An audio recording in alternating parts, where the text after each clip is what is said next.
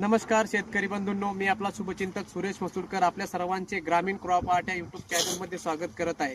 मित्रांनो, सध्या कांदा पिकामध्ये एक प्रॉब्लेम चालू येतो म्हणजे कांद्याची पात पिवळी पडणे, कांद्याची पात जमिनीकडे झुकणे. तर याला कंट्रोल करण्यासाठी मी तुम्हाला एक चांगली फवारणी सांगणार आहे मित्रांनो. पण सर्वप्रथम हे होतं कशामुळे हे आपण समजून घेऊया.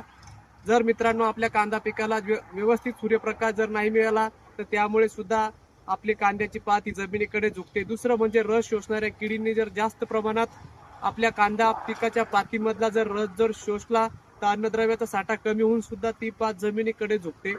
तिसरं कारण असं आहे, आपण जर आपल्या कांदा पिकाला जास्त प्रमाणात पाणी दिलं आणि जमिनीमध्ये जर वापसा राहिला नाही तर अन्नद्रव्य हे वरती पातीला पुरवले जात नाही आणि पात पिवळी पडते.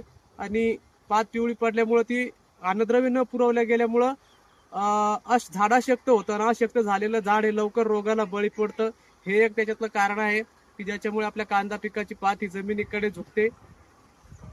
तर मित्रांनो, याला कंट्रोल करण्यासाठी मी तुम्हाला एक चांगली फवारणी सांगतोय. तर आपल्याला सर्वप्रथम रस शोषक किडीला कंट्रोल करण्यासाठी घ्यायचंय मित्रांनो सिंजेंटा कंपनीचे कराटे 15 लिटर पाण्याला 15 ml.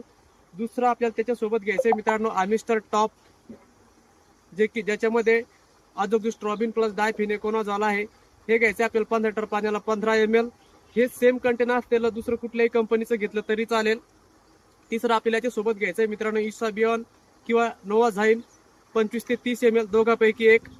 आणि चौथं म्हणजे याच्यासोबत आपल्याला घ्यायचंय सिलिकॉन 25 ते 30 ग्राम प्रति 15 लिटर पाण्याला.